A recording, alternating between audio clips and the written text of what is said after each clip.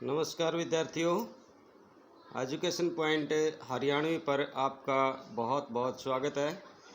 विद्यार्थियों, आज हम करने जा रहे हैं कक्षा 8वीं का जब सिनेमा ने बोलना सीखा पाठ के अभ्यास के प्रश्न।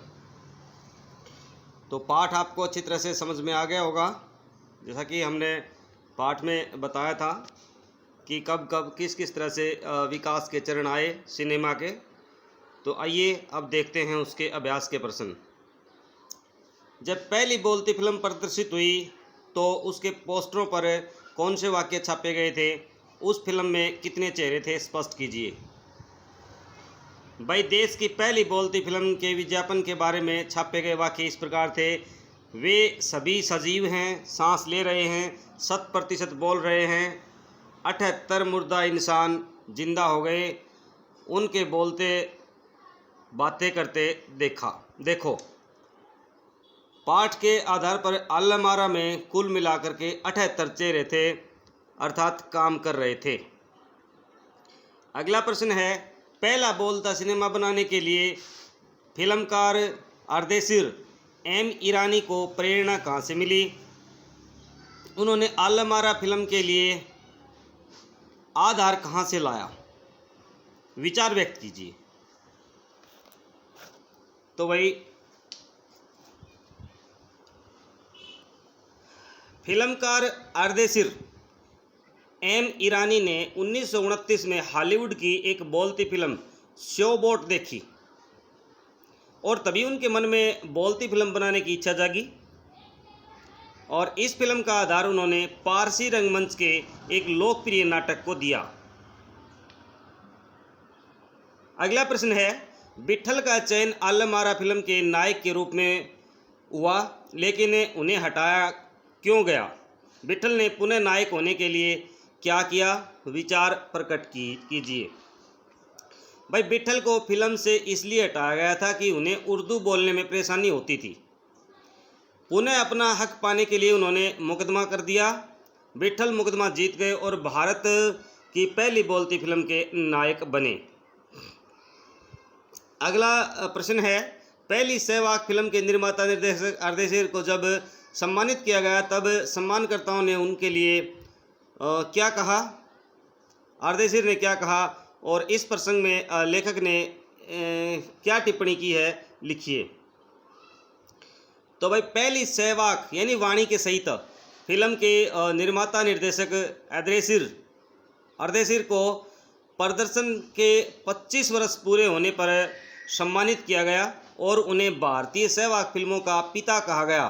तो उन्होंने उस मौके पर कहा था, मुझे इतना बड़ा खिताब देने की ज़रूरत नहीं है, मैंने तो देश के लिए अपने हिस्से का जरूरी योगदान है वो दिया है। इस प्रश्न की चर्चा करते हुए लेखक ने अर्देशीर को विनम्र कहा। अगला प्रश्न है, मूक सिनेमा में संवाद नहीं होते, उनमें दैहिक अभिनय की प्रधानता होती है, पर जब सिनेमा बोलने लगा उसमें अनेक परिवर्तन हुए। उन परिवर्तनों को अभिनेता, दर्शक और कुछ तकनीकी दृष्टि के से पाठ का आधार लेकर खोजें और साथ ही अपनी कल्पना का भी सहयोग लें। भाई, मूक सिनेमा में ने बोलना सीखा तो बहुत सारे परिवर्तन हुए। बोलती फिल्म बनने के कारण अभिनेताओं का है ना पढ़ा लिखा होना जरूरी हो गया भाई, क्योंकि अब उन्हें संवाद भी बोलने पड़ते थे। दर्शकों पर भी अभिनेताओं का प्रभाव पड़ने लगा। नायक नायिका के लोकप्रिय होने से औरतें अभिनेत्रियों की केश सज्जा और उनके कपड़ों की नकल करने लगी। दृश्य और श्रव्य माध्यम में के एक ही फिल्म में सम्मिश्रित हो जाने से तकनीकी दृष्टि से भी बहुत सारे परिवर्तन किए गए।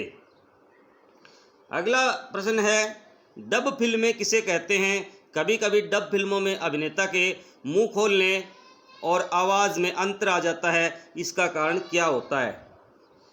भाई, फिल्मों में जब अभिनेताओं को दूसरे की आवाज़ दी जाती है तो उसे डब फिल्में कहते हैं।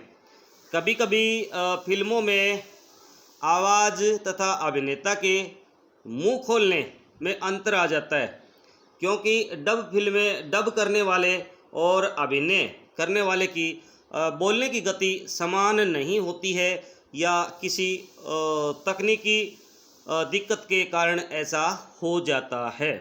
तो प्रिय विद्यार्थियों, यदि आप मेरे चैनल पर नए हैं तो चैनल को सब्सक्राइब करना बिल्कुल ना भूलें और साथ में दिया हुआ घंटी का बटन भी दबा लें ताकि मेरा आने वाला हर वीडियो सबसे पहले आप तक पहुंचे। और जहां तक हम डब की बात करते हैं ना भाई, तो ऐसा मेरे साथ भी हुआ है, क्योंकि मैंने भी एक हरियाणवी हिंदी फिल्म में है ना काम किया है। उसमें वॉइस किसी और की है और उसमें है ना जो बोल रहा हूँ मिक्सिंग किया गया है, लिपसिंग मेरी है, तो उन्हें हम डब कहते हैं। सहवाक शब्द के पहले से लगाने से बना है। से उपसर्ग से कई शब्द बनते हैं भाई। निम्नलिखित शब्दों के साथ से का उपसर्ग की भांति प्रयोग करके शब्द बनाएं और शब्दार्थ में होने वाले परिवर्तन को बताएं। हित, परिवार, विनय, चित्र, बल, सम्मान। अब देखो भाई, उपसर्ग वाले शब्द देखो, हित, सहित, सपरिवार, सविनय, सचित्र, है ना, बल, सबल, मान, सम्मान। उपसर्ग और प्रत्यय दोनों ही शब्दांश होते हैं भाई। वाक्य में इनका अकेला प्रयोग नहीं होता। इन दोनों में अंतर केवल इतना होता है कि उपसर्ग किसी भी शब्द के पहले लगता है और प्रत्यय बाद में लगता है। हिंदी के सामान्य उपसर्ग इस प्रकार हैं: ए, अन, नी, दु, कै, कु, से, सु, अद, बिन, ओ आदि, औ आदि। पाठ में आए उपसर्ग और प्रत्यय युक्त शब्दों के कुछ उदाहरण हैं, वो नीचे दिए जा रहे हैं। इनको आप अपनी कॉपी में जरूर लिख ले भाई। देखो, वाक, वाक, सहवाक, यहाँ से उपसर्ग है। वाक क्या है? इसका शब्द है, मूल शब्द है। लोचना, सुलोचना, तो लोचना मूल शब्द हो गया भाई, सु इसका उपसर्ग हो गया।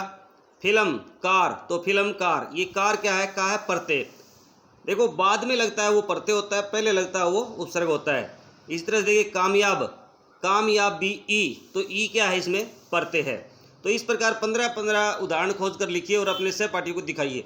तो आप प्रयास कीजिएगा, लिखिएगा इनको। पुत्र, सुपुत्र, तो ये उपसर्ग हो गया भाई।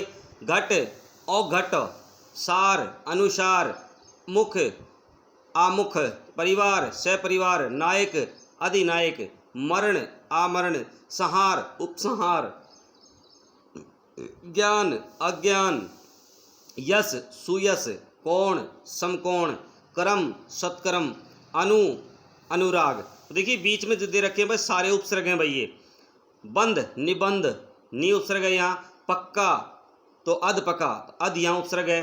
अब देखिए प्रत्यय देखते हैं, ये हमने उपसर्ग देखे, प्रत्यय देखेंगे। चाचा प्लस में एरा बराबर है चचेरा। लेख प्लस में कै, लेखक। काला पन, काला प्लस में पन, कालापन। लड़ प्लस में आई, तो लड़ाई। देखो बाद में जो लगते हैं, लड़ाई। सज प्लस में आवट, सजावट। अंश प्लस तय, अंशतय। और सुनार इन बराबर है सुनारिन। जल जय, जलज। परजीवी, तो परजीवी। खुद आई, खुदाई। तो जो बीच में है ये सारे भाई प्रत्यय हैं। चिकना, चिकनाहट, आठ प्रत्यय है। विशेषतया, तो तया प्रत्यय है इसमें। चमक, इला, इला प्रत्यय है। और भारत, इया, ये भारतीय, तो यहाँ ये प्रत्यय है। तो विद्यार्थियों, इस फिल्म इस जो है ना पाठ के हमने सारे महत्वपूर्ण प्रश्नों को कर लिया है। आप इनको अपनी कॉपी में राइट डाउन कर लें और धीरे धीरे इनको याद करते रहें। मिलते हैं आपके अगले लेसन में, अगले वीडियो में। तब तक जय हिंद, जय भारत विद्यार्थियों।